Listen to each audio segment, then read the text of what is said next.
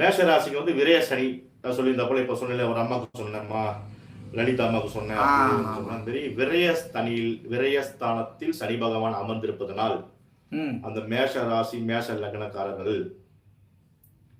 அவர்களுக்கு இந்த ஒரு 2.5 ஆண்டு காலம் 7.5 சனி ஸ்டார்ட் தான் ஆரம்பிச்சிருக்கு. அப்ப ஆரம்ப சனி விரயஸ்தனின்னு சொல்லுவாங்க. அந்த விரயஸ்தனிஸ்ல இவங்க கொஞ்சம்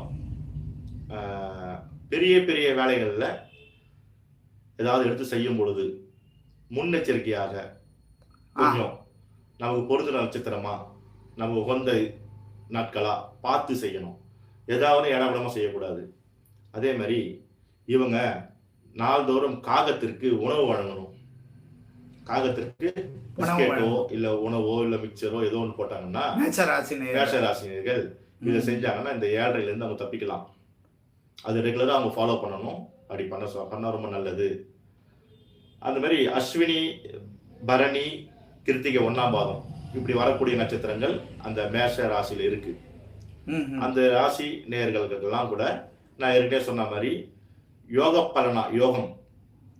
யோகத்துல யோகாதிபதியா சனீஸ்வர பகவான் இருந்தார் என்றால் அவர்களுக்கு நிச்சயமாக திருமணத்தின் மூலியமாக செலவுகள், குழந்தை பிறப்பதற்கு மூலமான செலவுகள், தொழிலை ஆரம்பிப்பதற்கு உண்டான செலவுகள், இந்த செலவுகள்லாம் ஆகும். ஆனா அது வந்து விரய செலவு இல்ல, முதலீடு செலவு, சுப செலவு.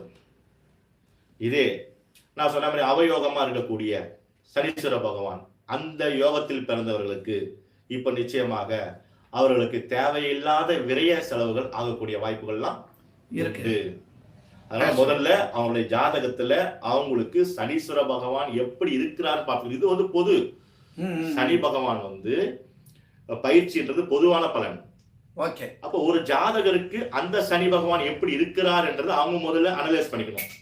என்னுடைய ஜாதகத்தில் என்னுடைய சனி பகவான் ஆட்சி பலமாக இருக்கிறாரா, உச்ச பலமாக இருக்கிறாரா, இல்லை பகை வீட்டில் இருக்கிறாரா, அல்லது நீச்சமாக இருக்கிறாரா, அல்லது முடக்காதிபதியாக இருக்கிறாரா, அல்லது யோகாதிபதியாக இருக்கிறாரா, அவயோகாதிபதியாக இருக்கிறான்னு பல கோணங்கள்ல சனீஸ்வர பகவான் எப்படி இருக்கிறான்னு முதல்ல தெரிஞ்சுக்கணும். அந்த அடிப்படையில தான் அவங்களுக்கு அந்த ப்ரெடிக்ஷன் நடக்கும். அப்ப கர்மா காரகனாகிய சனீஸ்வர பகவான் உங்களுடைய கர்மம் எப்படி நடக்க போகுது இந்த 7.5 வருஷம், திருமண வயதில் இருப்பவர்களுக்கு திருமணம் நடக்குமா, இப்படி இன்னும் பொழுது பொது பலனாக நடக்கும்னு சொல்றதை விட அவங்க ஜாதகத்தை ஒரு தடவை அனலைஸ் பண்ணி பார்த்துட்டாங்கன்னா அதுல என்ன சொல்லுது, உங்களுடைய சனி பகவான் எப்படி இருக்காரு, உங்களுக்கு கண்டிப்பா கைகூடி வரும் அப்படின்னு சொல்லலாம். அதனால சனி பகவானை பொறுத்த வரைக்கும் அவங்களுக்கு மேஷ ராசியை பொறுத்த வரைக்கும் விரய சனி தான் இந்த 2.5 ஆண்டுகள் இருக்கும். ரிஷப ராசி அல்லது ரிஷப லக்னம் எடுத்துக்கலாம். அவங்களுக்கு சனி பயிற்சி அவங்க லாபஸ்தனியாக இருக்கிறது. லாபஸ்தனி சனி பகவான் லாபத்துல வந்திருக்காரு. அவங்களுக்கு நல்ல யோகமாக இந்த 2.5 வருடம் நல்லா இருக்கும். அதுக்கப்புறம் பின்னாடியே வரப்போறாரு, அவங்களுக்கும் வரப்போறாரு. ஆனா இந்த 2 வருடம் யோகம் கொடுத்துருவாரு. அதுக்கப்புறம் 2 வருஷம் பொறுத்து மறுபடியும் மாறுறாரு இல்லையா மேஷத்துக்கு, அப்ப இவங்களுக்கு யாரு ஆரம்பிக்கும்.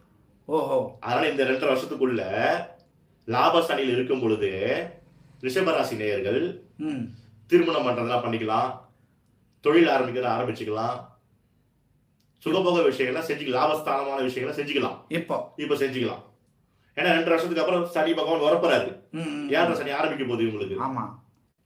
அப்ப நல்ல நிலையில லாபமா இருக்கும் போது சில விஷயங்களை அவங்க பயன்படுத்திக்கலாம். அப்ப ரிஷபராசினர்களை பொறுத்த வரைக்கும் அந்த இடம் வந்து சுக்கரனுடைய ஆதிக்க வீடு. சுக்கரன் சம்பந்தப்பட்ட விஷயங்கள் அவங்க இயக்குறது ரொம்ப நல்லது.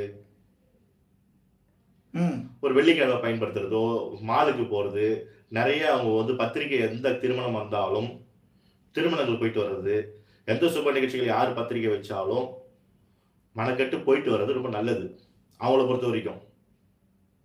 அது மட்டும் இல்லாம பத்திரிகை யாருன்னா வச்சா பாத்துக்கலாம் போலாம் அப்படின்னு விட்டுறக்கூடாது. இது வந்து அவங்களுக்கு யோக பலன். யாருக்கு? ரிஷபராசி நேயர்கள். அப்ப அந்த கல்யாணத்துக்கு போறோம், நிச்சயதார்த்துக்கு போறோம், ஏதோ ஒரு நிகழ்ச்சி யார் பத்திரிகை வச்சாலும் அங்க இவங்க பிரசன்ட் ஆகணும். அங்க போய் கும்பலோட இருந்து அவங்க கிட்ட வாழ்த்து சொல்லிட்டு வாழ்த்து வாங்கிட்டு அங்க சாப்பிட்டுட்டு ஏதோ தன்னால முடிஞ்ச மொழிகளை கொடுத்துட்டு வரலாம். வெள்ளிக்கிழமையில் நிறைய கோயில்கள் நிகழ்ச்சிகள் நடக்கும், வழிபாடு முறைகள்லாம், அதெல்லாம் இவங்க கலந்துக்கலாம். ரிஷபராசி நேயர்களுக்கு மட்டும் இதெல்லாம் பண்ணலாம். ஆமா, லாபம் வந்து அவங்களுக்கு அதிகமாக கொடுக்கும். அந்த மாதிரி அவங்களுக்கு வந்து ரொம்ப நல்ல காலகட்டமாக தான் இருக்கு. குரு பகவான் அவங்களுக்கு வந்து இப்போதைக்கு அவங்களோட ராசியோ லக்னத்துக்கு 2ஆம் இடத்துல தனஸ்தானத்தில் இருக்கார் குரு பகவான். அதனால் அதுவும் நல்ல பலன் தான், நல்ல பலன்களை கொடுக்கும். இருந்தாலும் ரிஷபராசி நேயர்கள் கொஞ்சம் பாதுகாப்பாக இருக்கணும். லாபஸ்தானம் சொன்னா கூட வண்டி சனி பகவானுடைய பார்வை 3ஆம் பார்வையாக ரிஷபராசியை பார்க்கும்.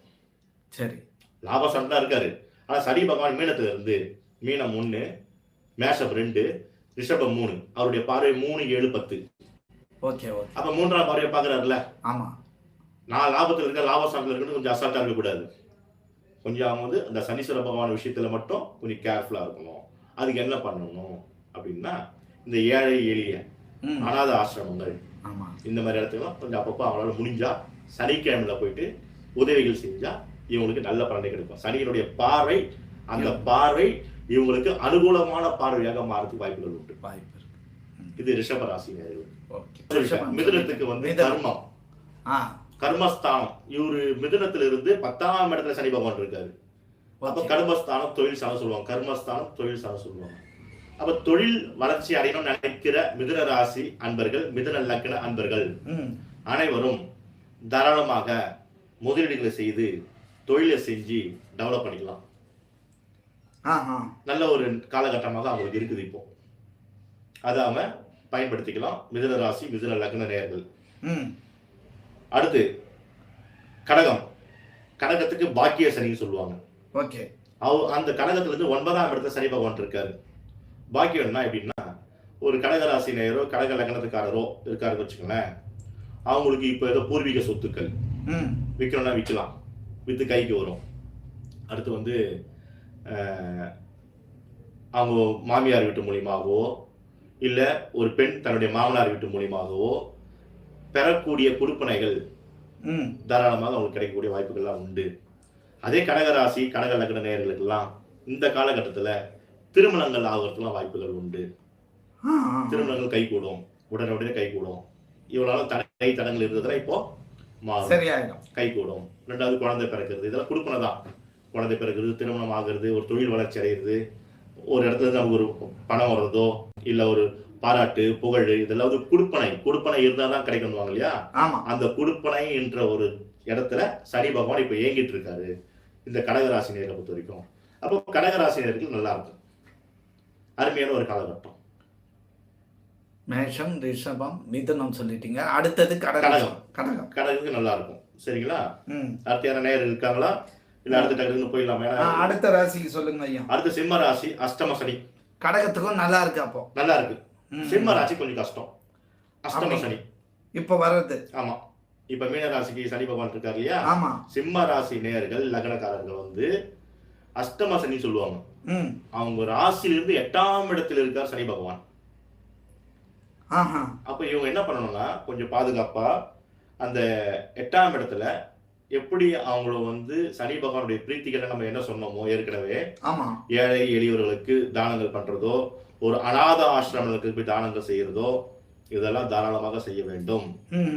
அது எப்ப செய்யணும்னா அந்த மேஷ ராசிக்காரங்க அவங்களுடைய ராசி நட்சத்திரம் சொல்லுவாங்க இல்லையா. மேஷ ராசியில வந்து மகம் நட்சத்திரம் வரும், பூர நட்சத்திரம் வரும், உத்திர நட்சத்திரம் 1ஆம் பாதம் வரும்.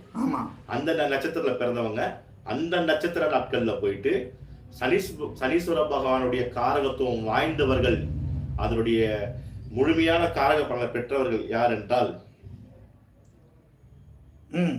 பாட்டாளிகள், கடுமையான உழைப்பாளிகள், அப்புறம் இந்த ரோட்ல ஸ்கேவஞ்சர்ஸ் இருப்பாங்க இல்லையா, துப்புரவு தொழிலாளர்கள், அப்புறம் வந்து ஒரு கால் ஊனமுடையவர்கள், உடல் எலும்புகள் உடைஞ்சி ஊனமுடையவர்கள், அங்க ஈனமுடையவர்கள், இவர்கள் எல்லாம் சனியினுடைய சொரூபம். அதாவது அந்த தாக்குதலை பெற்றவர்கள், அவர்களுக்கு நல்லது செய்யணும் அவங்களுக்கு. ஆமா, திருநள்ளாறு போறது வழிபாடு பண்றது அப்புறம் அது நீங்க போய் பண்ணிக்கங்க. ஆனா இது மாதிரி மனிதர்களுக்கு மனிதர்கள் உதவி செய்ய வேண்டும்.